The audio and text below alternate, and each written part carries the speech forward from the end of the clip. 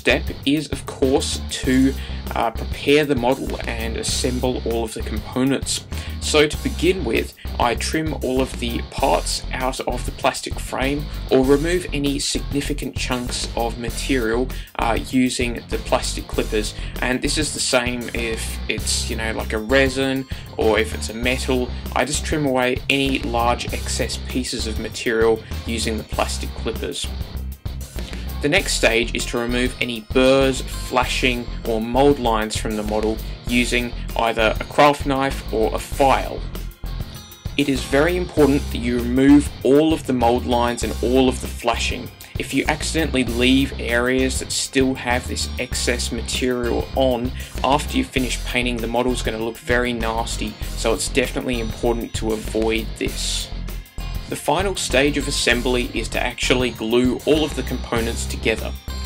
To do this, I use either plastic glue or super glue, also known as cyanoacrylate glue. I obviously use plastic glue when I'm working with plastic miniatures, and super glue whenever I'm working with resin or metal miniatures. That being said, it's important to remember that if you're gluing a piece of metal or a piece of resin to a bit of plastic, you're definitely going to need to use super glue, because naturally that's going to create a firm bond between the two different materials. When working with larger, heavier models, in particular when the material is metal, I recommend using pins when you glue joints, as it will make the joints stronger. It's important to note that a lot of the models that I use in my tutorials have been converted. This could just be basic weapon or arm swaps, or more advanced work that involves using epoxy putty to actually sculpt details and help repose models. But either way, this isn't really important. This is just something I like to do to make my models look more dynamic and more interesting. So as you can see here, I begin by assembling the model, doing a few minor conversions like doing a weapon swap and sculpting some fur onto the model, and constructing a base. To construct the base, I simply use a block of wood, some pieces of bark to get a nice rocky texture, as well as milliput to stick it all together, and again to give us that texture.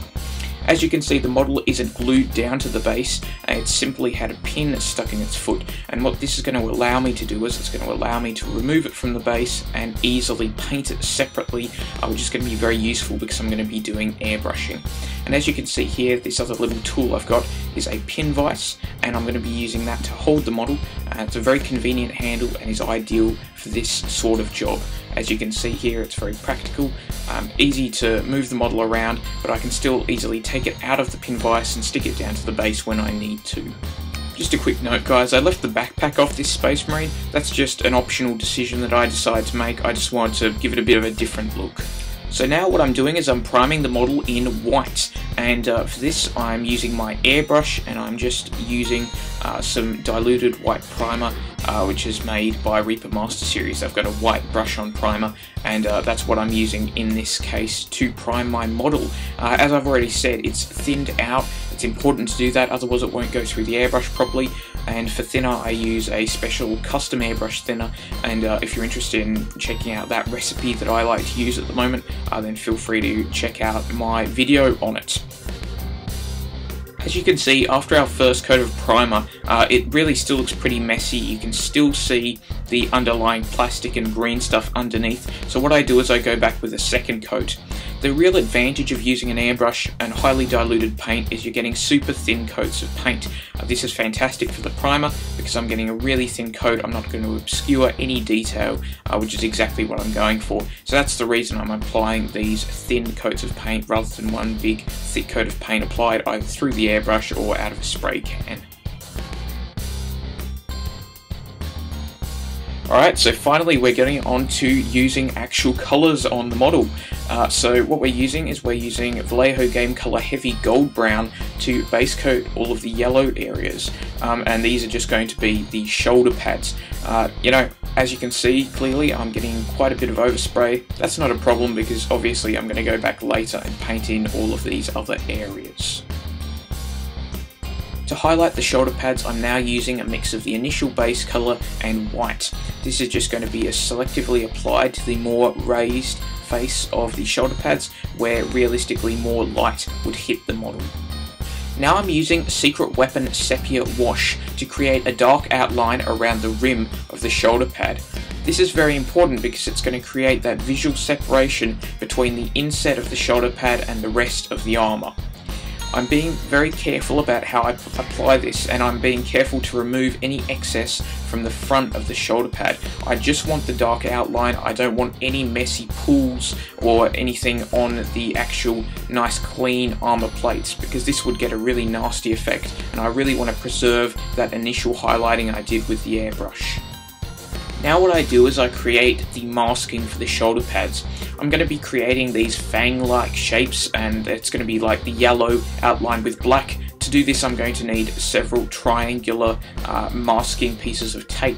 I use a low-tack piece of masking tape. This can be purchased from various automotive or hobby stores, and I very carefully measure, mark out and cut away very small triangle shapes. These triangle shapes are then stuck onto the model's shoulder pad in the shown pattern. This is going to mask off the yellow areas and prepare us for the next stage. Alright, so what I do now is I paint the black of the shoulder pads. I start off by base coating these in black, and then I just highlight them with a little bit of grey. But this is a very straightforward process. It's exactly the same thing I did with yellow, except this time I'm just painting over the masking areas which are on there, so obviously the areas that have been masked off are going to remain yellow, and I'm going to get a nice pattern when I remove them later. As you can see, that's the end result. After we've taken the masking tape off, we have these really nice bright yellow free-handed patterns on there, but really it was very simple to do, very basic, very quick and very easy. Just remember guys, if there are any imperfections in the freehand design, it's not coming out how you like, then feel free to go back in with a brush and just do a little bit of touch-up work as I'm doing here. To protect those nice looking shoulder pads, I give them a coat of gloss varnish before we move on to the next stage. As you can see here, I've masked off the shoulder pads. I used a mixture of very thin masking tape, which I started off by going around all the edges of the shoulder pads with, and then I also just used a little bit of putty, which is just basic, poster putty, just to mask off the rest of the areas and make a really nice seal there to make sure we don't get any paint on our freehand design. I'm now going to base coat the entire model in somber grey. This is going to be the colour we're going to use for the model's power armour. I like to use this colour because it has quite a bit of blue mixed into it. It's basically a blue-grey, and this is going to give nice blue colours in our shadows. I find if you use more of a pure grey, you can end up with a very desaturated and uninteresting looking colour scheme, so I like to use this sort of colour. I find a lot of people often fall into the trap when painting Space Wolves of using a lot of grey, a lot of white and not very much blue, and in my personal opinion this isn't a very nice look. That's just me though. Some people really like that darker sort of colour scheme, but personally in this case I'm going for more of the blue sort of look, though you definitely can get a more dark gritty effect if you want to use more greys and blacks instead. I now do my first highlight on the power armour using a 1-to-1 mix of somber grey and wolf grey. And just using the airbrush, I'm spraying at around a 45-degree angle above the model down onto the Mini, and this is just going to mean that this paint's just going to be picked up on the raised surfaces of the model, getting some of the higher areas, and it's not going to get caught under any of the more shadowed areas or areas that realistically would not catch a lot of light. So this is going to give us a nice highlighted effect which we will then build upon in the next layer. The final highlights I'm now applying is going to be pure wolf grey, and this is just applied directly above the model, spraying downwards on just the brightest areas, paying particular attention to areas like the head, the tops of the shoulder pads, some bits on the arms, things like that, just areas where lots of light would hit the model, and this is just going to really make those areas stand out and pop and draw a lot more attention to them. I now remove all of the masking material, revealing the nice looking shoulder pads underneath, and I now proceed to give the entire model a coating of gloss varnish, which is going to protect all the work we've done so far and prepare us for the next stage, which is going to be doing an oil wash.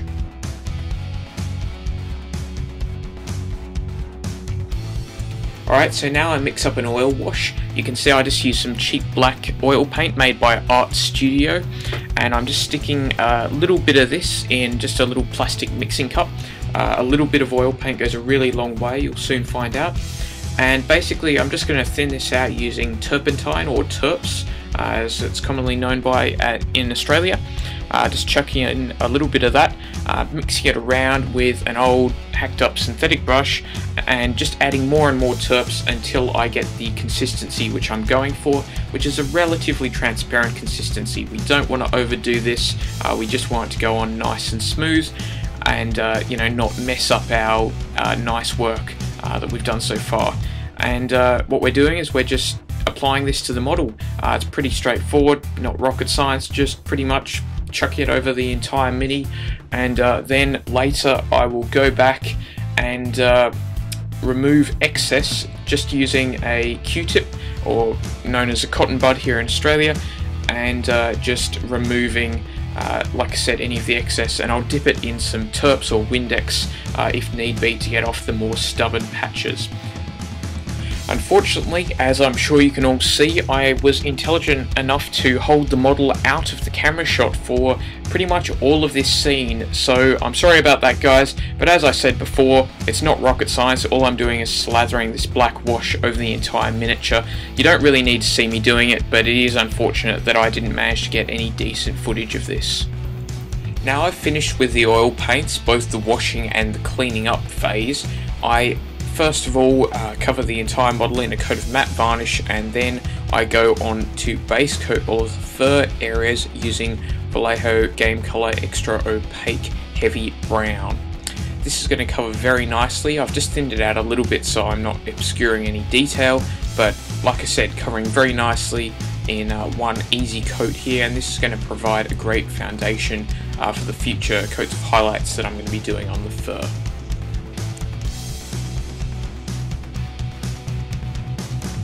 I now proceed to base coat all of the areas which are going to be in metallic colours. For this I use two different colours. First of all, Vallejo Game Color Gunmetal, and secondly, Bright Bronze from the same Vallejo line of paints. Naturally, the bronze colour is going to be used as a base coat for the gold areas, and the gunmetal will be used as a base coat for the silver areas. Now this is just a foundation. I will naturally go back and shade and highlight these areas in a bit, but it's going to provide a really nice just base layer of colour, which is going to be very good just as a foundation, as an undercoat for the future stages of highlights and shadows.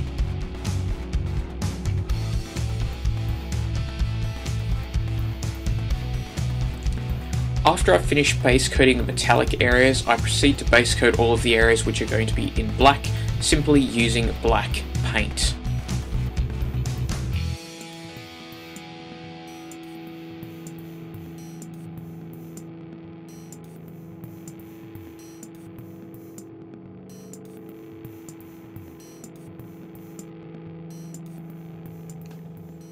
I now finish off the metallic areas. Now this is quite self-explanatory. Basically all I do is I use some washes to first shade them, and then I re-highlight them. So to begin with, I wash all of the gold areas using Dark Sepia Secret Weapon Wash, and then I shade all of the silver areas using Soft Body Black Wash, again another Secret Weapon Wash. I then proceed to highlight the areas using brighter tones of metallic paint. For the silver areas, I use Vallejo Game Color Silver, and for the gold areas, I use Glorious Gold. Now this paint is thinned down just a little bit so I get nice smooth transitions, because you know, I don't want nasty looking gradients in the metallic areas, but I'm trying not to over thin it because I find it's kind of difficult to control metallic paint that's quite diluted.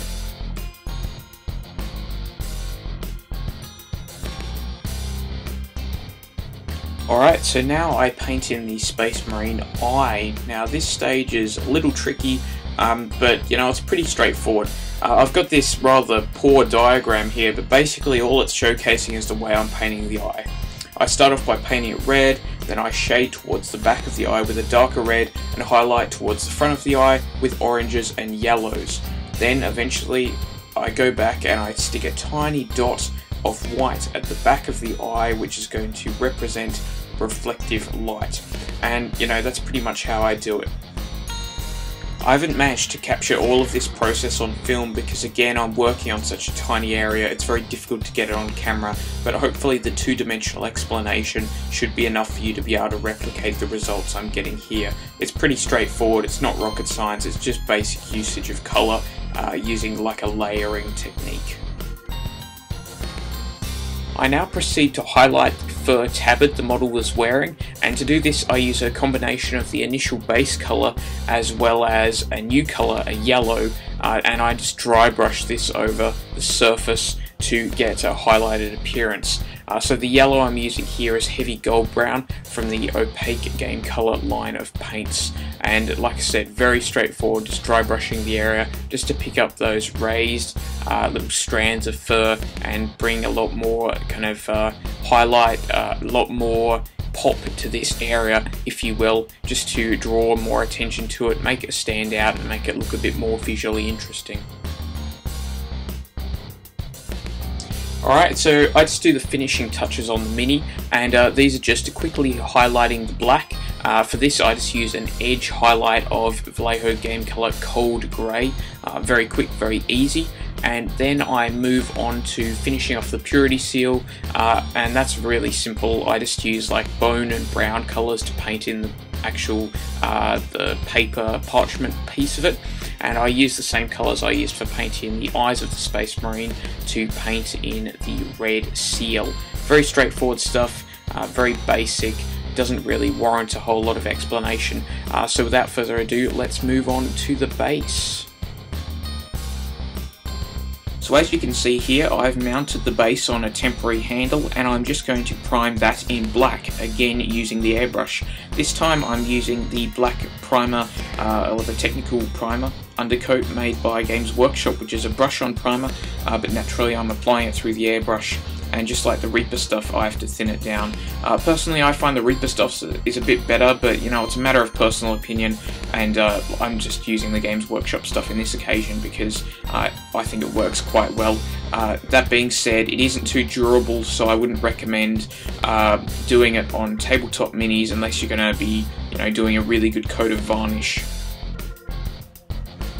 The next stage was very straightforward. I simply highlighted the rocks using the airbrush. I just used, first of all, cold grey and then finally some pure white, just using the airbrush to spray above the model just to catch the raised areas of the rocks, the more high faces of them, just to give it a highlighted appearance. The final thing I do to finish off the rocks is simply applying a pigment wash. All I do is use a Secret Weapon black pigment, and I combine it with isopropyl alcohol and simply apply it to the entire stone area. This will give it a lot of nice shading and give it a more natural, dusty sort of appearance. For the snow effect, I combined Secret Weapon crushed glass and realistic water in a little cup before liberally applying it to the raised areas of the stone. Make sure you're only applying it to the raised areas, because if you apply it over the entire thing, it will look rather strange, as if the snow has kind of blown underneath the surfaces, which would look rather unrealistic. The final stage left to do after I've finished off the snow is simply to put some icicles on the base. To do this, I simply use small lengths of fishing line, which I super glue onto the base, which you can see now. And after that, I coat them in a layer of crystal clear silicone sealant, which is going to give them more mass, more body, and just generally make them look glossier and more like actual icicles. And that's the end result. As you can see, we've got some nice snow and icicle effects. Really makes the model stand out and look really neat. The other thing that I think really makes this model stand out on the tabletop is the usage of freehand on the shoulder pads.